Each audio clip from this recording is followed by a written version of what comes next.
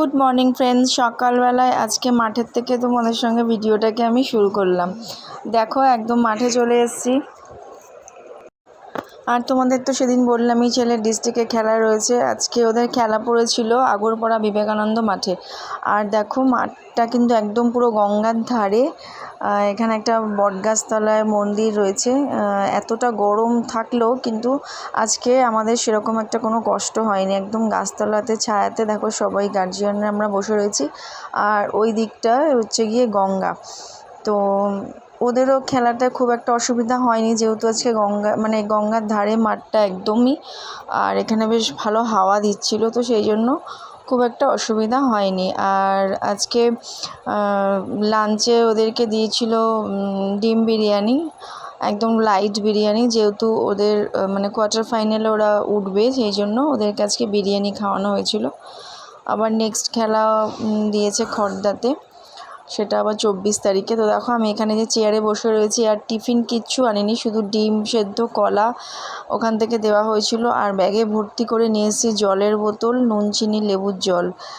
আর এই দিয়েই আজকে সারাদিনটা কেটে গেছে। আর আমিও কিচ্ছু লাঞ্চ নিয়ে যাইনি, বাড়ির থেকে ছেলে আমি দুজনেই ব্রেকফাস্ট করে বেরিয়েছিলাম। আর একটা বিরিয়ানি দিয়েছিল, ছেলে হাফ খেয়েছিল আর আমি হাফ খেয়েছিলাম, যেহেতু খেলার আগে খুব একটা পেট ভরে খেতে চায় না, সেই জন্য আমার ওইটুকুতেই হয়ে গেছিলো। আর এই দেখো এখানে আমি বসে রয়েছি, তোমাদের সাথে একটুখানি শেয়ার করে দিলাম। আর হ্যাঁ, একটা খুশির খবর, ছেলেরা জিতে গেছে, এবার ওদের কোয়ার্টার ফাইনাল শুরু হবে। তো চলো দেখতে থাকো তোমরা কি করছি না করছি। তো সেদিনকে আর বাড়ি ফিরে তোমাদের সাথে ভিডিওটা আর কিছু শেয়ার করিনি, ফিরতে আমাদের 4টে বেজে গেছিলো। বাড়ির পাশে ছিল, আজকে ট্রেন বাসে যেতে হয়নি, গাড়িতেই গেছিলাম। তো সন্ধেবেলার থেকে আবার তোমাদের সঙ্গে ক্যামেরাটা অন করলাম। দুপুরে একটুখানি রেস্ট নিয়েছিলাম। সন্ধেবেলা ছেলের খিদে পেয়ে গেছিলো, তো ভাবলাম একটু নতুনত্ব আজকে একটু কিছু করে দিই। তো বাঁধাকপি, পেঁয়াজ, টমেটো, ক্যাপসিকাম ছিল ঘরে, একটু কুচিয়ে নিয়েছিলাম। আর একটুখানি ব্রেড ছিল, তো ভাবলাম যে চলো ব্রেড দিয়ে একটা কিছু করে দিই। একটুখানি সয়াবিন সেদ্ধ করে নিয়েছিলাম, সয়াবিন সেদ্ধ করে এইগুলোর সঙ্গে দিয়ে দিয়েছিলাম। আর ডিমটা অ্যাড করিনি, যেহেতু আজকে ডিম খাওয়া হয়েছে, ব্রেকফাস্টেও ডিম খেয়েছিলো, তারপর ওদের তো দুপুরবেলার ডিম দিয়েছিল, সেই জন্য না এই গরমে আর বেশি ডিম খাওয়া দরকার নেই, জাস্ট ভেজিটেবল দিয়ে আর একটুখানি প্রোটিনের জন্য দিয়ে দিয়েছিলাম সয়াবিন দিয়ে একটুখানি স্যান্ডউইচ মতনই করেছিলাম। এই যে দেখো ব্রেডগুলো সাইডগুলো কেটে নিয়েছি, যেহেতু সাইডগুলোকে ফেলে দেয়, খেতে চায় না, জন্য সাইডগুলো আমি কেটে নিয়েছিলাম। আর ব্রেডটা এতটাই নরম ছিল, পুরো সাইডটা কাটা হয়নি, তো সাইড দিয়ে যতটুকু পেরেছি কেটে নিয়েছি। তো এর মধ্যে একটুখানি বাটার লাগিয়ে নিতে হবে, ব্রেডগুলো একটুখানি সেকে বাটার লাগিয়ে নিতে হবে।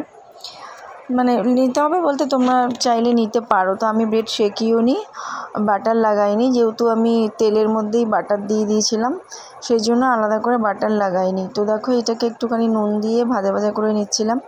সামান্য একটুখানি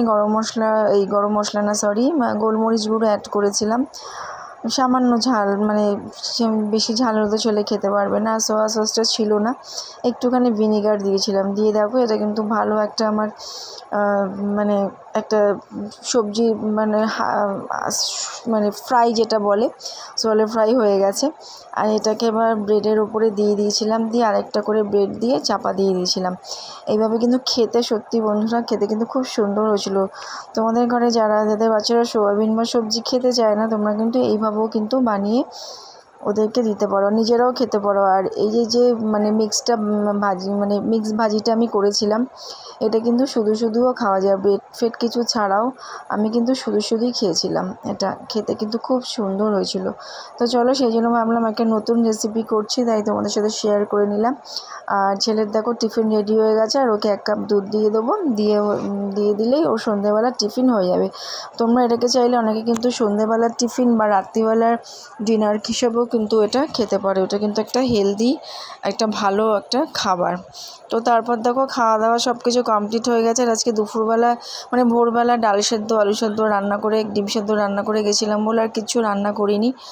তো বিকেলবেলা এসে ভাত টাত খেয়ে গ্যাস ট্যাস আর কিছু পরিষ্কার করিনি, ভালো লাগছিল না শরীর গরমের মধ্যে।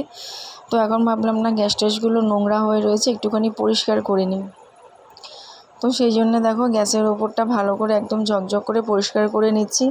আর রাত্রে আজকে রান্না আমার ননদ আমার বরকে মাছের ঝোল দিয়েছিল, তো সেটা ফ্রিজে রয়েছে, আলু পটলের তরকারি আর মাছের ঝোল দিয়েছিল। তো সেই জন্য ভাবলাম যে রাতে কিছু করার নেই, ছেলেকেও ভাত দিয়ে মাছ দিয়ে দেবো, বরকেও তাই দিয়ে দেবো। আর আমি দেখি একটা ডিমের পোচ বা কোনো কিছু একটা খেয়ে নেবো।